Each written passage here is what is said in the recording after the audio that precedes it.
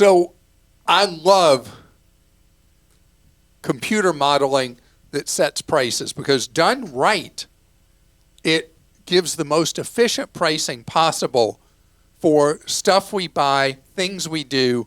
I've even talked about how much I love restaurants using dynamic demand pricing as more and more experiment with charging less for particular entree on, let's say, Monday evening than they do Friday or Saturday evening.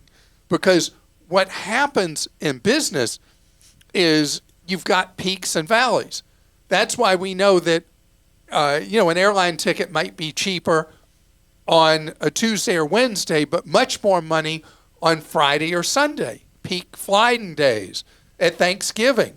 Would you expect for things to cost the same to fly somewhere the Wednesday before Thanksgiving and the Sunday after than it would be on Thanksgiving Day? No, you wouldn't. So dynamic demand pricing is where computer technology that's able to look at historical averages and all different kinds of things comes up with different pricing levels. But there's a right way and a wrong way to do it. And we talked months ago about how Wendy's got such a black eye when they were going to all digital pricing in their restaurants. And there was a lot of bragging that they were going to be able at lunchtime to push prices way up. And while somebody was in line, they could see the menu board price change up. People were furious. And then there was this thing with that band that was big like 30 years ago. You may not have ever heard of them, Oasis, that was back on a nostalgia tour. And people were in line to buy tickets. And while they were in line, the cost of the tickets, as more and more people bought, the tickets tripled in price. The dynamic demand pricing was up to the second. And even when people were in line to buy the tickets, humans in line, not buying online, the prices went up. And it became this big scandal in England. Now there's an investigation in Parliament and all that. But I'm going to defend something, not that.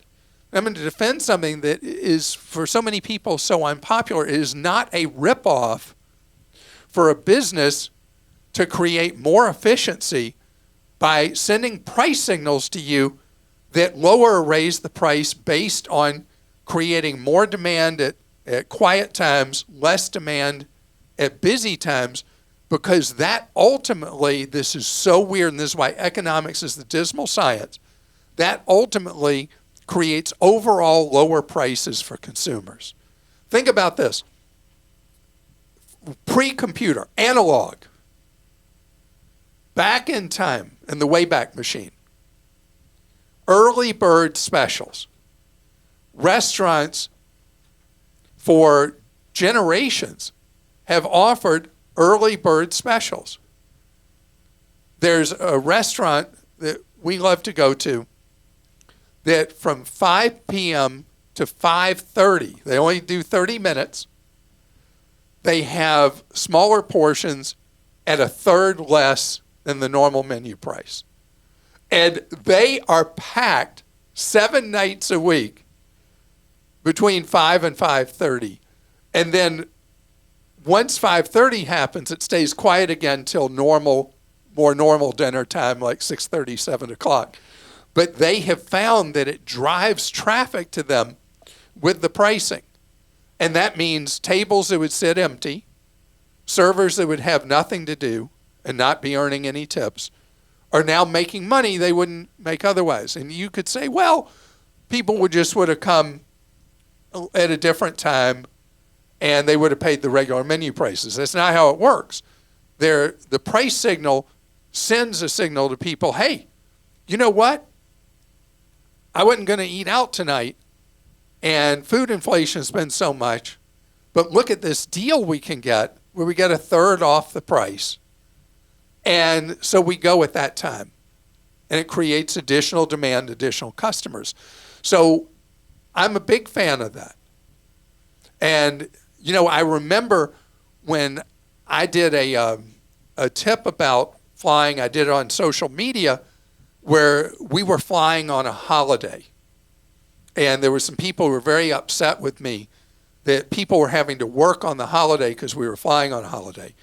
I mean, the airlines are going to fly, the hotels are going to be open, the car rental counter is going to be open every day of the year, and I can get a much lower price doing that. I was looking at flights recently for the Christmas New Year's period, and I was looking day by day at the price differences. It's crazy, and that is dynamic demand pricing. And what it does is it does change that behavior. And you say, well, I'll fly this day instead of that day. I think this is good stuff. I mean, obviously, you're exploiting people if they've come to your event and you're raising the prices while they're waiting for their time at the ticket window. But when you have the ability as an informed consumer to look at the price and say yes or no, I got no problem with that.